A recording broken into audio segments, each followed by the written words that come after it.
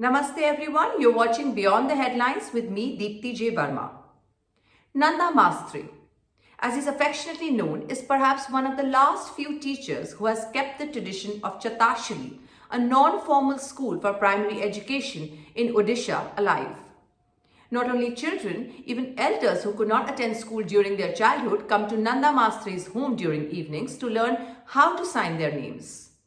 Though he himself studied only up till class 7 due to the financial condition of his family, he has taken it upon himself the job of spreading literacy in his village, teaching up to 3 generations from the same family. Who's Nanda Mastri? It's not a name you would have heard until recently. He is one of the Padma Shri awardees of this year. People's Padma, as they are being called, have a huge list of people like Nanda Prasthi, and we'll look at some of them in today's episode. But beyond just individual stories, there are also stories of a new India. An India where a lot of barriers are being broken by the strength and character of the common Indian. These awards have not only questioned past elitism that restricted them mostly to a drawing room setting in Lutyens, Delhi, but successfully and subtly answered some of the often raised issues against the state of affairs in our country by wokes. So the Government of India every year confers civilian awards in 3 categories. Padma Vibhushan for exceptional and distinguished service, Padma Bhushan, distinguished service of higher order, and Padma Shri, distinguished service. The highest civilian order of India, Bharat Ratna, is considered separate from these and is only given to very exceptional cases. The Padma Awards seek to recognize achievement in all fields and activities of disciplines where an element of public service is involved. Various disciplines such as art, public affairs, civil services, science and engineering, trade and industry, medicine, literature, education, sports, and fields like Indian culture, human rights, wildlife, protection and conservation are all coming under these awards. Though instituted in the 1950s, over the years, these awards have developed a reputation of being a very close clique, with the majority of the recipients usually being those who are somewhere connected to the power circles of Delhi. Sometimes wives of influential men, doctors who have treated politicians, journalists who networked with the powerful friends, and relatives of ministers have all made it to the list of the recipients of these awards back in the day. A vast majority of India, so to speak, would often be left out from making a cut to the national awards. But all of this is changing, and the awards in the last couple of years have represented this change by being represented by India of every race, gender, caste and social strata. Jan Bhagidari, or people's participation, is one of the key pillars of Prime Minister Narendra Modi's governance model, as evident in the platform launched by him in 2014 called MyGov, with the explicit aim of promoting public participation in all spheres of policy formulation. The platform has since grown in scale and scope with more than 20 million registered users who participate regularly in discussions. An extension of this Jan Bhagidari principle is the democratization of India's civilian awards. It was first in 2017 that the government launched a website to transparently receive nominations from people across the country to form the nomination pool for the national awards. This was a paradigm shift from the existing system of nominations that usually involved politicians and other usual suspects. Now, anyone could nominate anyone they thought were deserving of the highest civilian awards from their government. This launched the movement of People's Padma. Let's look at some of the winners of this year who were honored by the President of India just a few days ago. One of the most shared images on social media was of Tulsi Gowda from Karnataka, an environmentalist who has planted more than 30,000 trees over the decades.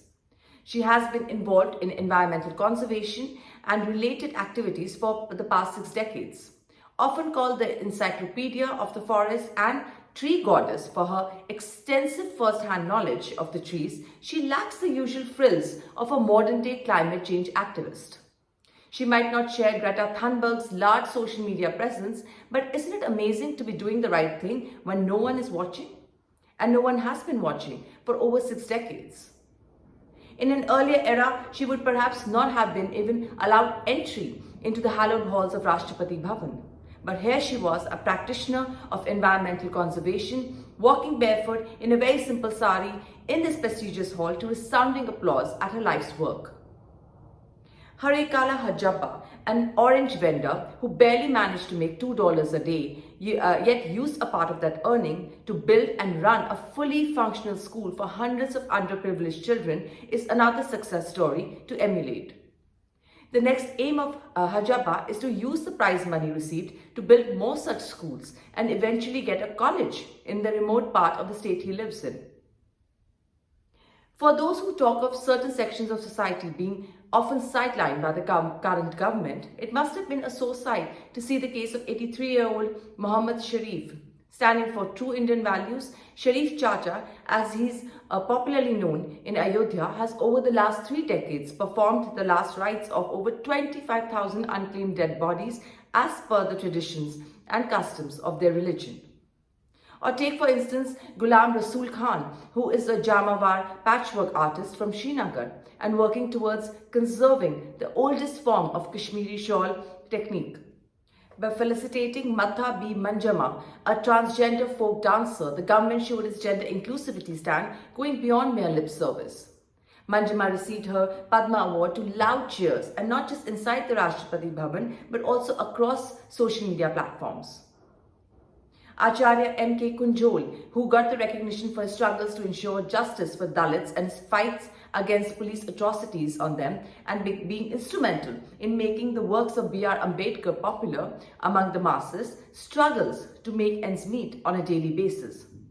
His wife still continues to work as a daily wage labourer, but that hasn't led for him to leave his path. Staying away from party politics, he even chose to fight elections on his own and has become a popular orator in his region. Then there's Usha Chaumar, who also belongs to a Dalit family in Bharatpur, Rajasthan.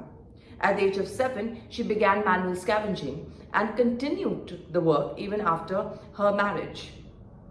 At the age of 24, she met the founder of Sulabh International, Dr. Bindeshwar Pathak, and under his guidance, she joined an NGO, Nai Disha, that works for alternate, sustainable lifestyle for manual scavengers. Currently, she is the president of Sulabh International. Two others from the field of agriculture and organic farming are Rahibai Soma Poper, popularly known as the Seed Mother, belonging to a tribal district of Maharashtra, and Trinity Sahu, fondly called Turmeric Trinity, belonging to West Jantia Hills district in Meghalaya. Both have trained themselves extensively in the field and continue to work with many others, creating employment and awareness for women around them. Then there were other warriors of change like Dulari Devi, whose story is truly inspirational, belonging to the marginalized Malla community in Madhubani and championing Maithili painting. Her life is the perfect anecdote of an Indian rural woman moving from extreme poverty to establish herself in the field of art, which is usually reserved for the privileged. Then there's Sindhudai Sabkal, or Mai as she's fondly called, who has an equally inspiring and wonderful story. When she was 20 and pregnant for the 4th time, over rumors of infidelity, her husband beat her up and left her to die. In a bloodied, semi-conscious state, she gave birth to a baby girl in a nearby cowshed. On being abandoned by her family, she started begging in trains and on the streets in order to survive. It was during this time that Sindhutai began spending time with orphaned children. She adopted around a dozen orphans and took on the responsibility to keep them fed, even if that meant begging a lot more. Today, she has mothered thousands and thousands of children, many of whom are well-educated lawyers and doctors, and some, including her own biological daughter, are running their own independent orphanages. This shows how change is a legacy that continues to reform through generations. Now, none of these winners, among other equally deserving winners, would have stood a chance in the previous scheme of things.